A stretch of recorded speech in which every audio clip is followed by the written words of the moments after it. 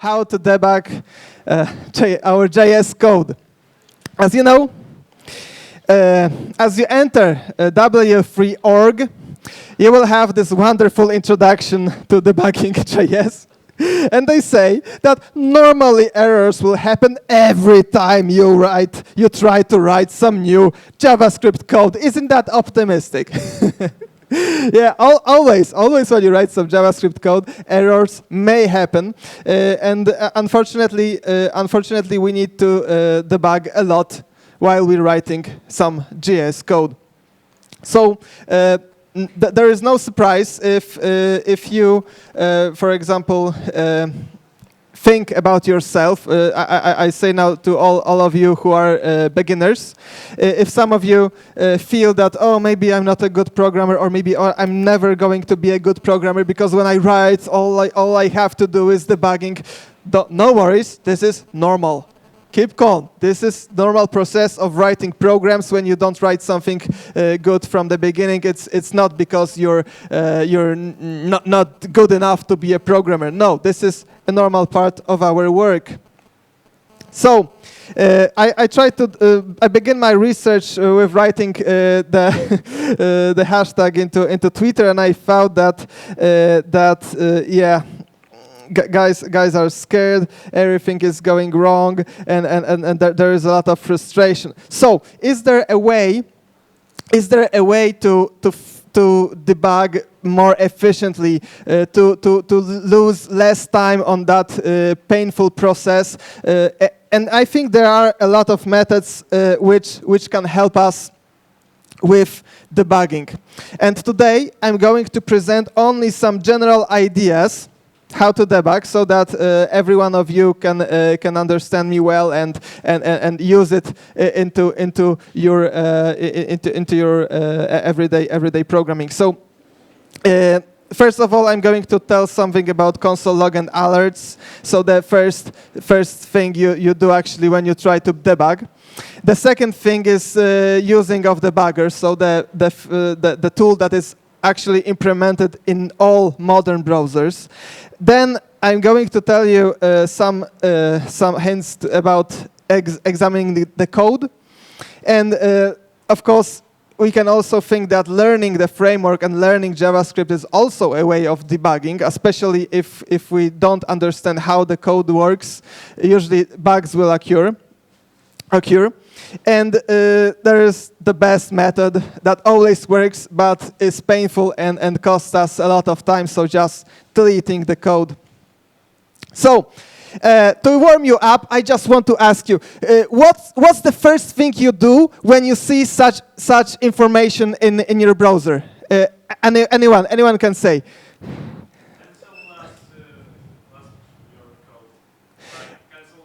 Yes. So the first thing you do when you see this, you just revert the last changes you do to your code. Very good approach, because probably the last thing you did caused that bug. But no, unfortunately there is still the bug there. So what then? What then you do? The first thing that comes into your mind when you see this. What then? What's the next thing you should do?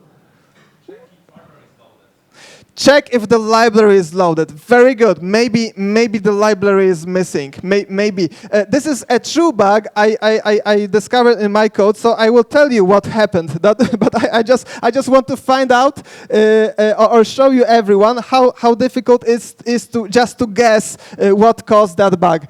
Any other ideas? What? Check the internet connection. Okay, very good idea, because maybe the library is missing because of that. What else?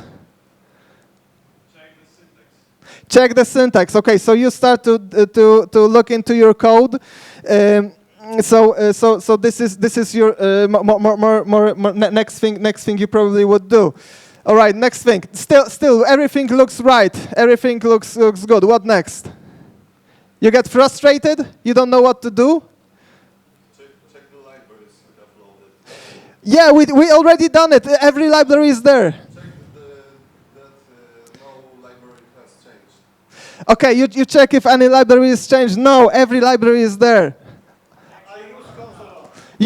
use console log. Okay, so you introduce console log into the code and see what's going on, right? So where do you put this console log? For this error, or I assign variable to window. Yeah. And from console I try log. Okay, very good. So you log this property which is connected with this to uppercase method, right? Okay. Yes, because it's called on something, and yes, you're very close now. The property you try to log out is nil. There is no property here. You don't have any property there. So this is missing. Do you know what?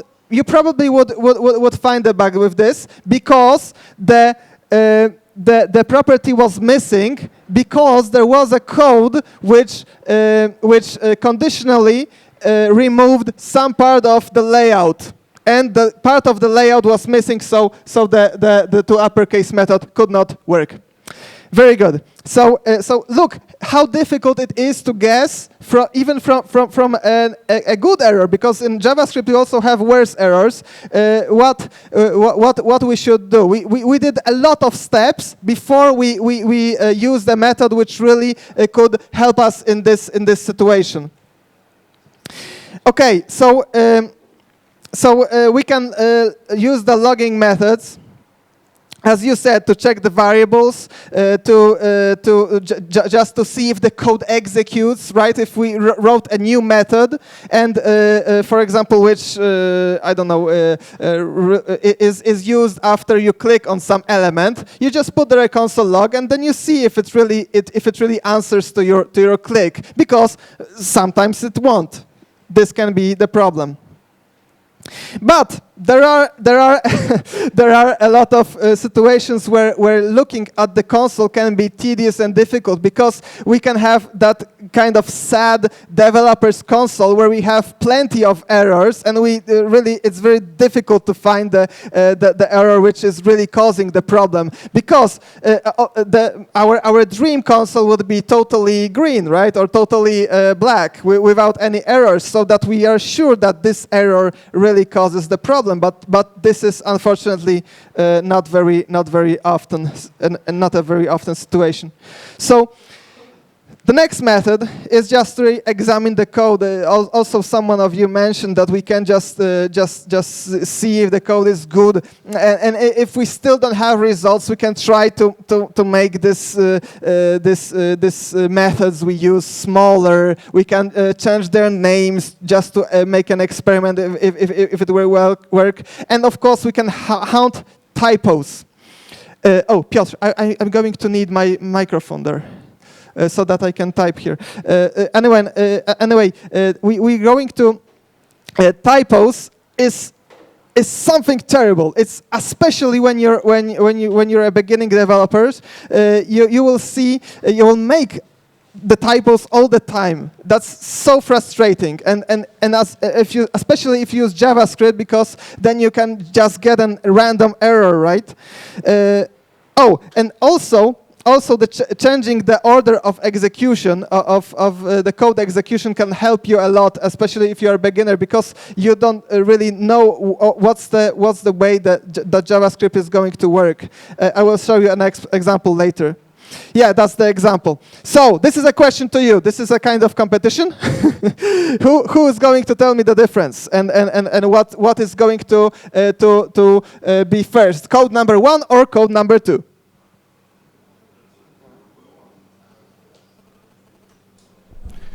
Can you hear me? Oh, too very loud. Okay, so who says it's code number 1? Okay, who says?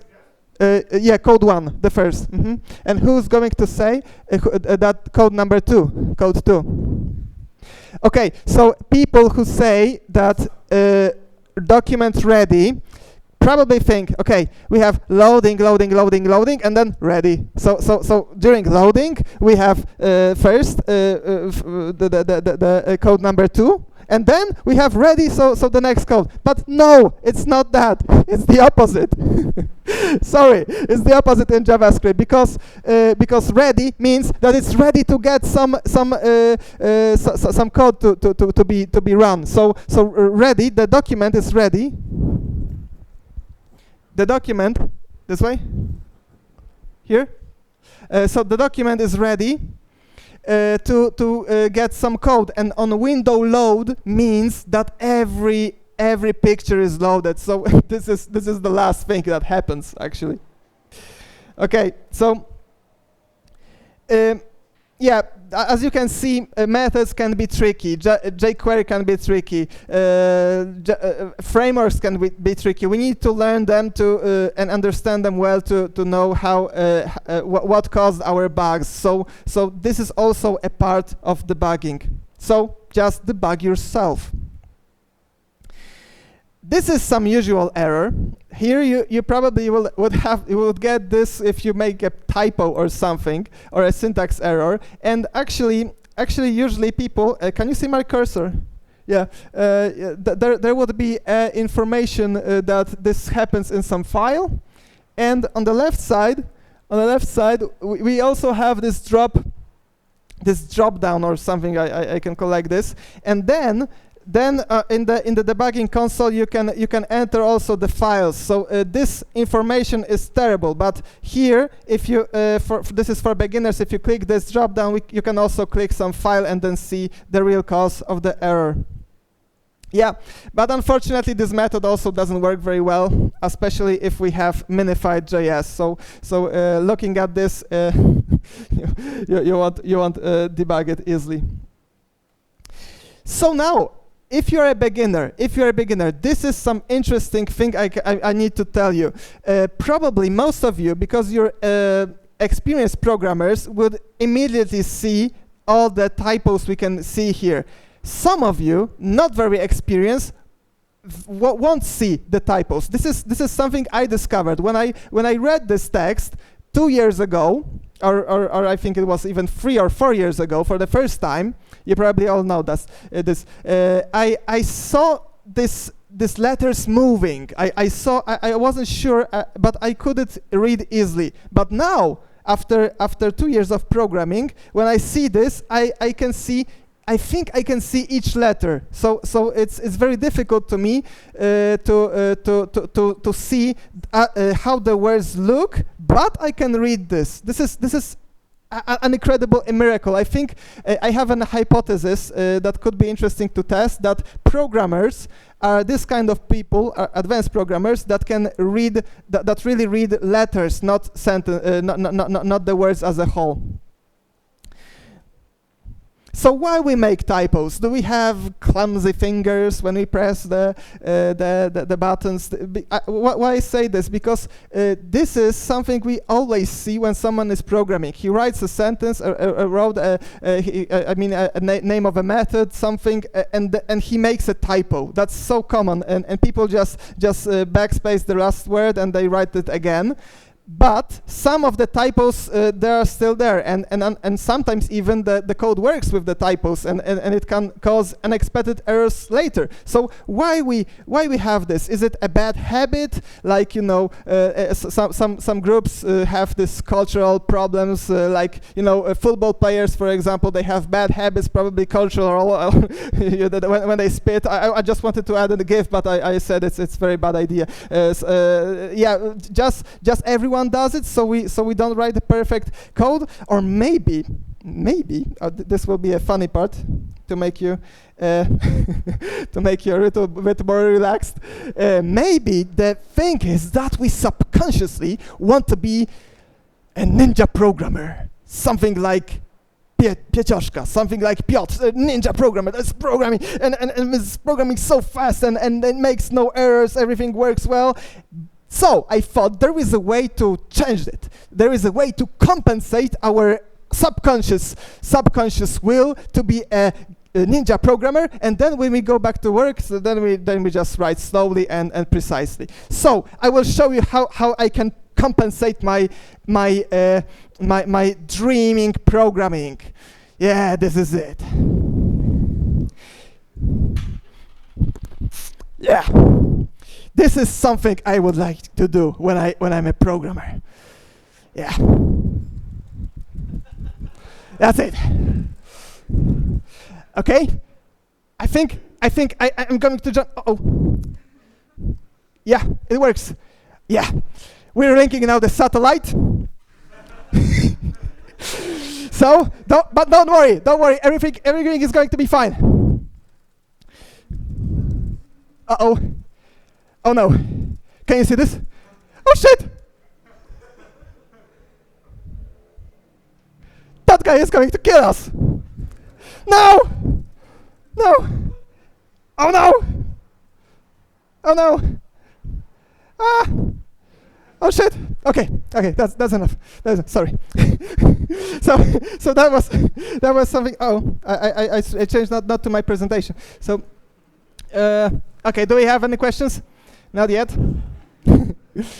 All right. So that was a compensation of my subconscious will to be. Ah, okay. I understand. I need to revert that. Oh, where am I? Did I close that window? Who remembers? Oh shit. Yeah, that's the end of my ninja programming. Yeah. So I think it's somewhere there. Yeah, debugging JS. Yeah, the errors work the best way always. So why we make typos? Okay, that was it. So if we compensate this will to be very fast, and then we can start our real without typos programming. So. Yeah, programmers are slow. Don't worry about that. The debugger tool in all modern browsers, what do we have? I don't know if you know, everywhere in the code now, we can just write debugger statement. Who knows about that? Very good. Everywhere in your JavaScript code, you can write debugger. And then you miraculously will cause the browser to stop your code, and then you can, in the console, check what's wrong. You can just type the code as it goes further. You can just check the variables. You can do everything. And in Chrome, and in I think also of course in Firefox, you can just write debugger in your code, just in your code, and then check what's wrong there. You also can investigate. This will be a very good investment in your time if you investigate the debugger that is given by your browser. The debugger tool is just available in your console. On all Mac, Command Alt I. And then you will just enter the debugger. Not here now. I'm on full screen. Sorry. So this is something that every developer, if he doesn't want to, or if she doesn't want to lose his time, should know that we can just set multiple breaks everywhere in the code and see what's going on there. So I think the debugger tool is one of the best things that can help us. And yeah, and also there is a special button. When you press it, when you set it on, turn it on, the browser will just stop on every problem, every exception it will spot. Sometimes there are also in the libraries errors like this, but it can really help you. So immediately, if there is a bug, if there is a problem, if there is exception, it will just pause, and then you can check what's the environment like in that specific place. And yeah, when all methods fail, there is the new plan A. What is the new plan A? We can just remove the code. Of course, one of the it's also the first method you do, as you mentioned before, that we just can revert our last changes, go back one step, and then see if it's everything okay. But here we can't help here. We don't. All methods we used. What can we do then? We can delete the code, for example, using bisect. I must admit that many times when I was debugging Ember, I need to do this method. I just need to cut in half throw out the first part of the whole file and then see if the bug is still there. If yes, just remove the another half of the lasting code. If no, go back, add the second half and remove the first half, and so on and so on and so on. So just using bisect, we can also find out which particular line causes the bug. And another approach is to recreate this error in another environment. So we set an testing app. We try to use the same kind of code there and try to see if the bug still is there. And then maybe we found an error in a library. Maybe we just have some integration problem. This is also something I many times had in Ember, that some libraries I used were not fresh enough to be in this environment. So there were some bugs because you know, I used a more newer version of Ember. This is a big problem with all fast developing frameworks, that many methods become deprecated, and if you use some add-ons from external libraries, then you can have many problems. Okay, so thank you very much.